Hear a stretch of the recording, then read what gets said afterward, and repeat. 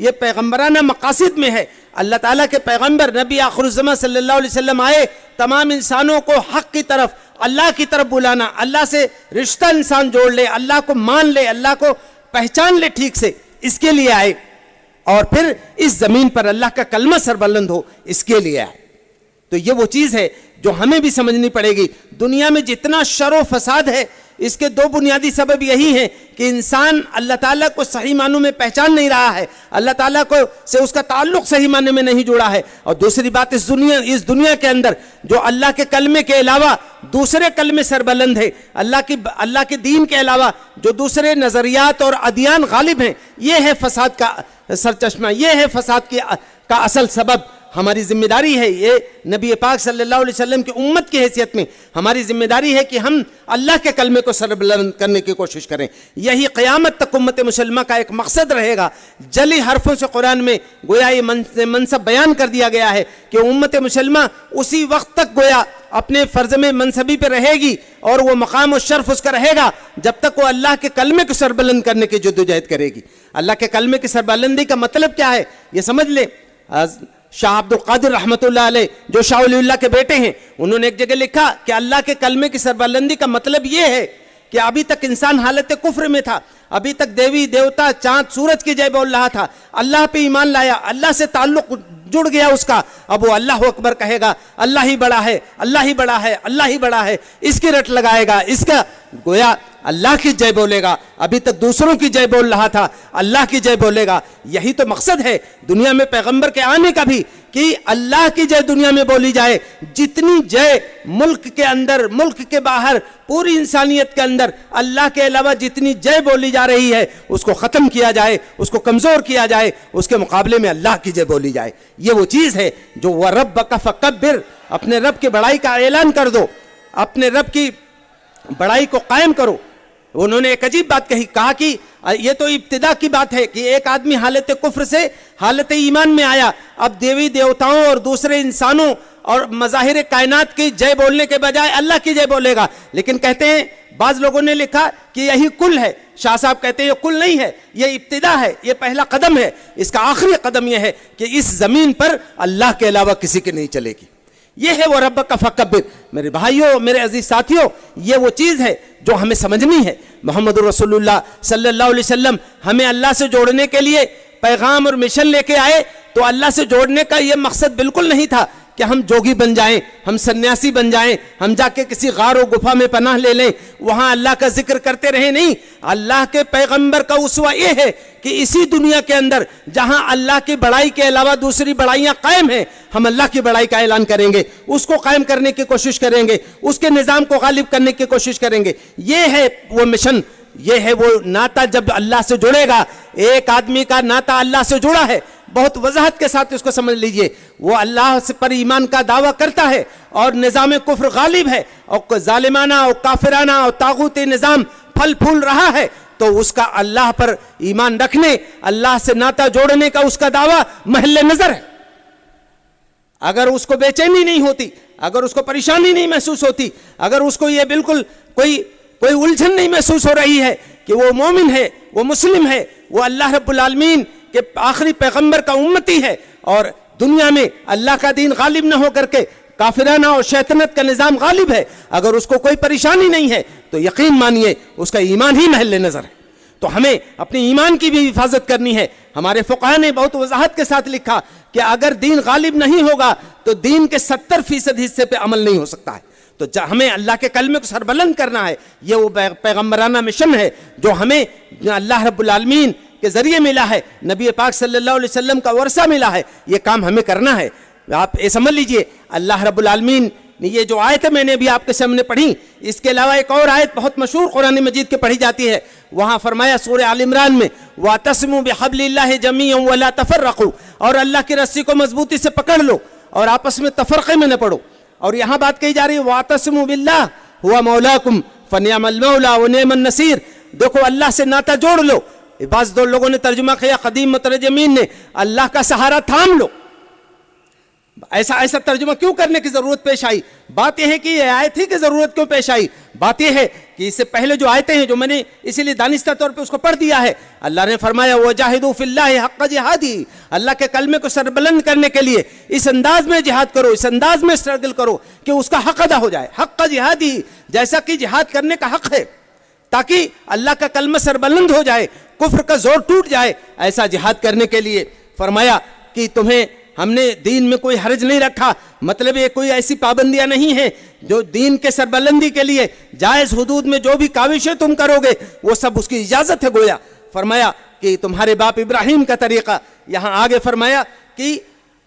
ہم نے، اور اللہ یہ بعض لوگوں نے قوی بات ہی ہے، ہوا سماکم المسلمین، اس نے تمہارا نام مسلم رکھا ہے، یہ اس کی ضمیر حقیقی طور پر اللہ ہی کی طرف جاتی ہے، اس نے تمہارا نام مسلم رکھا ہے۔ لیکن حضرت ابراہیم علیہ السلام کے ذریعے بھی قرآن مجید ہی کے ایک نص ہے کہ جب انہوں نے کہا ربنا وجعلنا مسلمین لک وذریتنا امۃ مسلمۃ لک، یہ امت مسلم کی بات ہے، یہاں ہمیں نسبت ابراہیمی کی یاد دلائی گئی، ہمارا نام مسلم رکھا گیا۔ یا اللہ رب العالمین سے ناطہ جوڑنے والی یہ امت 2.25 ارب کی، کاش کی اسی لفظ کی لاج رکھ لیتی کہ ہم امت مسلم ہیں۔ 2.25 ارب کے لوگ اگر سچے معنوں میں امت مسلم ہو جائیں، امت مسلمہ ہو جائیں، امت مسلمہ کہتے ہیں ایک ایسا گروہ، ایک ایسی جماعت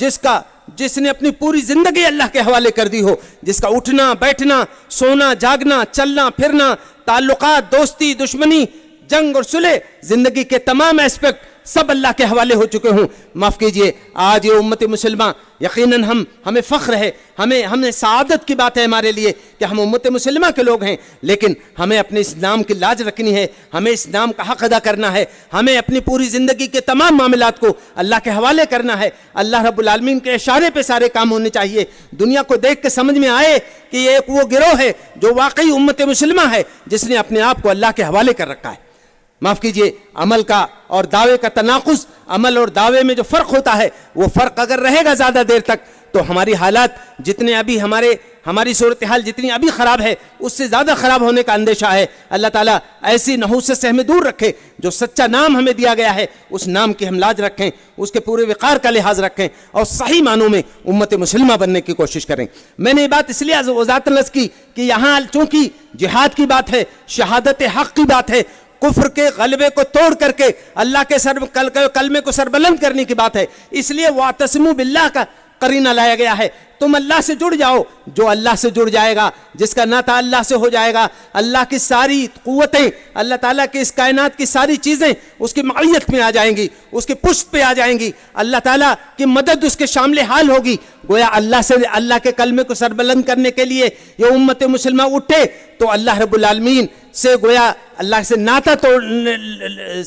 بنانے، سنوارنے اور تعلق جوڑنے کے نتیجے میں اللہ کی مدد کہ ہم مستحق ہوں گے، اللہ تعالیٰ ہم پہ توجہ فرمائے گا، محبت کی نگاہ کرے گا، ہماری کمزوریوں کو دور کرے گا، اسی کمزور حالت میں بھی ہمیں وہ قوتیں عطا کرے گا کہ کفر کا زور ٹوٹ جائے۔ اس وجہ سے یہاں وَاعْتَصِمُوا بِاللَّهِ لایا گیا ہے تاکہ کفر کے مقابلے میں اللہ کا سہارا پکڑنے کی بات ہے۔ یہ ایک جگہ نہیں ہے، قرآن میں اور جگہوں پہ ہے، کہا کہ وَإِن تَنْصُرُوا اللَّهَ يَنْصُرْكُمْ وَيُثَبِّتْ أَقْدَامَكُمْ، اگر تم اللہ کی مدد کرو گے تو اللہ تمہاری مدد کرے گا۔ اللہ تمہاری مدد کرے گا مطلب تمہارے قدموں کو جمع دے گا، اللہ تعالیٰ تمہیں حوصلہ دے گا، تمہیں سخت حالات میں سکون و طمانینت دے گا۔ اور یہی بات، یہی قرینہ وہاں اس آیت میں ہے جو سورہ احزاب کے ہے، لَقَدْ كَانَ لَكُمْ فِي رَسُولِ اللَّهِ أُسْوَةٌ حَسَنَةٌ لِمَنْ كَانَ يَرْجُو اللَّهَ۔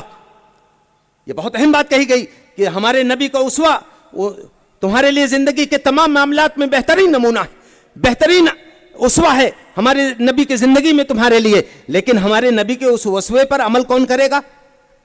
ہمارے نبی کا اسوہ تو اتنا اعلیٰ، اتنا انقلابی، اتنا عظیم ہے کہ تھوڑ دلے لوگ، شکوک و شبہات کے شکار لوگ، بزدل لوگ ہمارے نبی کے اسوے کو نہیں اختیار کر سکتے ہیں۔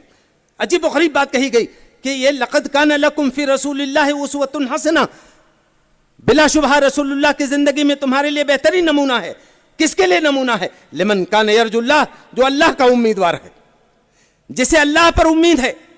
جسے اللہ پر امید ہے وہی میرے نبی کے اسوے کو لے کے چل سکتا ہے۔ جسے اللہ سے امید نہیں ہے، جو اللہ رب العالمین سے مایوس ہو گیا ہے، چاہے وہ قوم ہو, کوئی جماعت ہو, کوئی تنظیم ہو, جو اللہ سے مایوس ہو جائے اسے دنیا میں کوئی مدد نہیں کر سکتا ہے. بتایا جا رہا ہے کہ نبی کے پورے مشن کو, نبو کے پورے اسوے کو لے کر کے کھڑا ہونے کا کام یہ وہ لوگ کریں گے جنہیں اللہ پر امید ہے. میں آپ سے عرض کر دوں, ایک موقع ہے, رومیوں سے جنگ چل رہی تھی, حضرت خالد ابن ولید رضی اللہ عنہ سے ان کے خفیہ نظام کے ذمہ دار نے آ کے کہا, امیر لشکر آج رومیوں کی فوج بہت زیادہ ہے, ہماری تعداد 30,000 ہے, رومی 2.5 لاکھ ہیں. یہ ہے لمن کان یرجو اللہ کی تعبیر, یہ ہے واعتصموا باللہ کا نتیجہ. حضرت خالد نے جواب دیا, خدا کی قسم اگر میرے گھوڑے کے کھر جو آج کل زخمی چل رہے ہیں اچھے ہوتے تو میں رومیوں کے سردار سے خود جا کے ملتا اور کہتا ہے اتنی اور فوج بلا لاؤ. میرے بھائیوں, یہ چیز ہے واعتصموا باللہ کا مطلب, اللہ سے جڑ جانے کا مطلب. میں دوبارہ سے یہ بات عرض کر رہا ہوں کہ کہیں کسی غار میں بیٹھ کر کے اللہ کو یاد کرنے کا نام نہیں ہے. اور معاف کیجئے, میں پوری ذمہ داری کے ساتھ یہ بات عرض کر رہا ہوں, محمد الرسول اللہ صلی اللہ علیہ وسلم کوئی جوگی نہیں تھے, کوئی سنیاسی نہیں تھے, کوئی تارک الدنیا شخصیت کا نام محمد رسول اللہ صلی اللہ علیہ وسلم نہیں ہے. آپ انسان کامل تھے, آپ امام انقلاب تھے. آپ آئے تھے اس لیے کہ تاکہ دنیا میں دوسرے ادیان, جو ادیان باطلہ و ادیان شیطنت ہیں, ان کے زور کو توڑ کر لِیُظْہِرَهُ عَلَى الدِّینِ کُلِّهِ, تمام دینوں پر اس دین کو غالب کیا جائے. جو شخص تمام دنیا میں اتنا بڑا انقلابی مشن لے کر کے آئے کہ وہ دنیا کے تمام دینوں پر اللہ تعالیٰ کے دین کو غالب کرنے کا جو ہے جو جہد کا آغاز کر دے, وہ جوگی نہیں ہو سکتا, وہ سنیاسی نہیں ہو سکتا. وہ تو جو انسانیت, جو جس جہد و مسلسل کے لیے, جس سعی و جہد کے لیے اللہ تعالیٰ نے محمد صلی اللہ علیہ وسلم کو وجود بخشا, آپ کو دنیا میں بھیجا, اسی کے لیے انسانیت کو تیار کرنے آئے تھے. تو محمد رسول اللہ صلی اللہ علیہ وسلم کی امت کو سمجھنا چاہیے کہ واعتصموا باللہ کا مطلب کوئی ایسا منفی, کوئی ایسا جو بزدلانہ, کوئی ایسا مطلب جو مسلمانوں کو کارگاہ عمل سے جو ہے جد و جہد کے میدان سے ہٹا کر کے کسی گوشے میں لے جائے. ہمارا مطلب ایسا واعتصموا باللہ کا نہیں ہے. ہم واعتصموا باللہ کے اس سلوگن کے ذریعے, اس آیت مبارکہ کے ذریعے ہم چاہتے ہیں کہ امت مسلمہ میں ایک روح پیدا ہو. میں چند جو ہے اشارات اس سلسلے میں کر کے اپنی گفتگو کو مکمل کرنا چاہتا ہوں. ایک بات تو یہ ہے کہ واعتصموا باللہ میں سب سے بنیادی چیز جو ہے وہ اللہ پر ایمان ہے. اللہ پر جتنا ایمان ہمارا قوی ہوگا, اسی قدر اس جد و جہد کے راستے میں ہم پوری رفتار سے, پورے عزم و حوصلے سے چل سکیں گے. ہمارے ہاں آج کل ایک غلط فہمی ہوتی جا رہی ہے. میں ملک کے طول و عرض میں گھوم گھوم کے میں محسوس کر رہا ہوں اس چیز کو کہ ہم نے یہ سمجھ رکھا ہے کہ ہم اپنی نئی نسل کو آبجیکٹو انداز میں ذرا سا کچھ توحید کی بات یاد کرا دیں, کچھ صحابہ کے نام یاد کرا دیں, کچھ انبیاء کے نام یاد کرا دیں. یہ آبجیکٹو نالج, معاف کیجئے گا, only this objective knowledge is not enough at all. یہ کافی نہیں ہو سکتا ہے. امت مسلمہ کے اندر ایمانی روح پیدا کرنی پڑے گی. بچوں کو ایمانی لذت سے سرشار کرنا ہوگا بچوں کو, تب وہ بچے اللہ کے کلمے کے لیے سب کچھ لگانے کے لیے تیار ہوں گے. جو بچے آبجیکٹو نالج کی حد تک رہ جاتے ہیں, وہاں غیر مسلم لڑکے بھی آپ کے مقابلوں میں, آپ کے کمپٹیشنز میں آ کر کے باقاعدہ جو ہے انعامات حاصل کرتے ہیں. یہ صرف یہ آبجیکٹو نالج ہمارے مسائل کا حل نہیں ہے. ہمیں وہ ایمان چاہیے. آبجیکٹو نالج کی بات سنا دوں آپ کو کہ مولانا تھانوی صاحب سے, حضرت تھانوی سے ایک صاحب نے آ کے کہا کہ گاندھی جی کہتے ہیں کہ میں جانتا ہوں کہ محمد صلی اللہ علیہ وسلم بڑے آدرش پروش تھے, وہ یتیموں کے ہمدرد تھے, بیواؤں کے سرپرست تھے. حضرت تھانوی کی روح کو اللہ سکون دے, انہوں نے کہا جب وہ جانتا ہے تو مانتا کیوں نہیں ہے؟ یہ ماننے کی ضرورت ہے, یہ ایمان کی ضرورت ہے. وہ اللہ جو کائنات کا خالق ہے, جو مالک ہے, کائنات کی ساری قوتیں جس کی مٹھی میں ہیں, اور ہم جس کے گویا اس وقت اس کے کلمے کے نمائندے ہیں دنیا میں. کسی نے بڑی عجیب بات کہی, ہر ملک ملک ماست کہ ملک خدائے ماست. ہر ملک ہمارا ملک ہے کیونکہ ہمارے خدا کا ملک ہے. یہاں ہم جب موجود رہیں گے, جو اس ملک کے اندر جو ہمارے خدا کا ملک ہے, اور اس میں اللہ ہمارے خدا کے علاوہ کسی اور کا قانون چلے گا, یقیناً ہم بے چین ہوں گے, یقیناً ہم تڑپ جائیں گے, یقیناً اس قانون کی بالادستی کو روک کر کے اللہ کے کلمے کو سربلند کرنے کی کوشش کریں گے. یہ مقصد ہے واعتصموا باللہ کا, یہ سلوگن چھیڑنے کا. مقصد یہ نہیں ہے کہ امت مسلمہ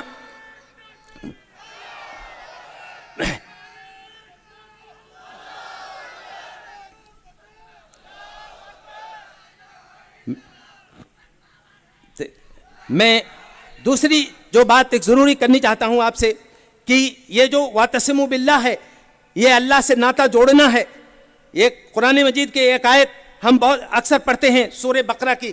کہ وَاسْتَعِينُوا بِالصَّبْرِ وَالصَّلَاةِ إِنَّ اللَّهَ مَعَ الصَّابِرِينَ، نماز سے اور صبر سے مدد لو، بلا شبہ اللہ صبر کرنے والوں کے ساتھ ہے۔ ترجمہ یہی ہے، یہ ترجمہ کرنے والوں کی مجبوری ہے۔ لفظ جو استعمال ہوا ہے معیت کا لفظ استعمال ہوا ہے، ان اللہ مع الصابرین، اللہ ان لوگوں کے ساتھ ہے، ان لوگوں کو اللہ کی معیت صادقہ میسر آئے گی جو صابرین ہیں، جو جم جانے والے ہیں، جو استقامت اختیار کرنے والے ہیں اللہ کے کلمے پر، اللہ کے پر ایمان پر جمنے والے ہیں، جو ہر آن بدلتے حالات میں گرگٹ کی طرح رنگ بدلتے ہوں، حالات کے نشیب و فراز میں ان کا ایمان اور ان کا اسلام بدلتا رہتا ہو، ایسے لوگوں کو اللہ کی معیت صادقہ میسر نہیں آ سکتی۔ ہمیں اگر یہ چاہت ہے، اگر ہماری یہ آرزو ہے کہ ان اللہ مع الصابرین، بے شک اللہ کی معیت ان لوگوں کو ملے گی جو صبر کرنے والے ہیں، جمنے والے ہیں، تو ہمیں ہر آن ایک رنگ اختیار کرنا پڑے گا جو اللہ کا رنگ ہے، صبغۃ اللہ، ومن احسن من اللہ صبغہ، اللہ کا رنگ اختیار کرو، اور اللہ کے رنگ سے بہتر کس کا رنگ ہے؟ میرے بھائیوں اور میرے دوستوں، یہ استقامت کی وہ تاریخ ہے جو حضرت خباب، حضرت بلال، حضرت سمیہ سے شروع ہوتی ہے تو پھر مصر میں اخوان تک آتی ہے، ترکی میں سعید الزمان نورسی کے لوگوں تک آتی ہے۔ میں صرف دو باتیں آپ سے عرض کرنی چاہتا ہوں۔ حضرت بلال رضی اللہ عنہ کے بارے میں آتا ہے کہ ایک موقع پر ان دشمنوں نے ان کو گھسیٹا، اور گھسیٹ کر کے پورے مکے میں ان کو لے گئے، پیٹھ پوری لہولہان ہو گئی، لے جا کر کے کنکریاں بچھائیں، پیٹھ کے بل لٹا دیا، ظاہر ہے کیا عالم ہوا ہوگا ان کو، بے ہوش ہو گئے، سینے پہ پتھر لا کے رکھ دیا گیا، زبان ترچھی ہو کر کے باہر نکل آئی۔ یہ اللہ تعالیٰ سے یہ تعلق تھا جس کو پتھر کے وزن اس کو نہیں توڑ سکا، جس کو زخموں کی چبھن اس کو متاثر نہیں کر سکی، وہ تو نشہ کچھ اور بڑھتا ہی چلا گیا۔ بعد میں ایک کافر نرم دل آدمی تھا، اس نے آ کر کے پتھر ڈھکیل کے گرا دیا، بلال کے حلق میں لا کے پانی دینے لگا، حلق میں پانی ڈالنے لگا، تھوڑی دیر میں بلال کی زبان ہلنے لگی، تھوڑی دیر میں آواز آنے لگی، اس نے سننے کی کوشش کی تو بلال وہی کہہ رہے تھے جس چیز کے کہنے کی وجہ سے ان کو اس حالت تک پہنچایا گیا تھا۔ بلال کہہ رہے تھے کہ احد احد احد، اللہ تو بس ایک ہے، اللہ تو بس ایک ہے، اللہ تو بس ایک ہے۔ اس آدمی نے حضرت بلال رضی اللہ عنہ کو لے جا کر کے ایک طرف لے گیا، بڑے ہمدردانہ انداز میں کہا، بلال کیوں نہیں تم ساتھ چھوڑ دیتے محمد کا صلی اللہ علیہ وسلم، کیوں نہیں اس دین کو چھوڑ دیتے؟ جس دن سے تم نے اس دین کو اختیار کیا ہے روزانہ تمہاری یہ درگت بنائی جاتی ہے، نئے نئے ظلم و ستم کے تجربے تمہارے اوپر جو ہے کیے جاتے ہیں، کیوں نہیں ساتھ چھوڑ دیتے؟ بلال نے لپک کر کے اس آدمی کے کندھے پہ ایسے ہاتھ رکھ دیا، کہا میرے بھائی تم بازار میں مٹی کا 2 پیسے کا برتن خریدتے ہو تو اس کو ایسے ٹھوک بجا کے دیکھتے ہو کہ اس میں کوئی کھوٹ تو نہیں ہے، تو میرے رب نے مجھے جنت کے بدلے میں خرید لیا ہے، میرے رب نے مجھے جنت کے بدلے میں خرید لیا ہے، اب میرا رب مجھے ٹھوک بجا کے دیکھ رہا ہے کہ میرے بلال میں کہیں کوئی کھوٹ تو نہیں ہے۔ میں بہت ادب کے ساتھ عرض کر رہا ہوں، یہ استقامت، یہ واعتصموا باللہ کا تقاضا یہ ہے، جب ہم اللہ سے جڑیں اور اللہ کے کلمے کے نتیجے میں کچھ پریشانیاں اور کچھ جو ہے مسائل آئیں، ہم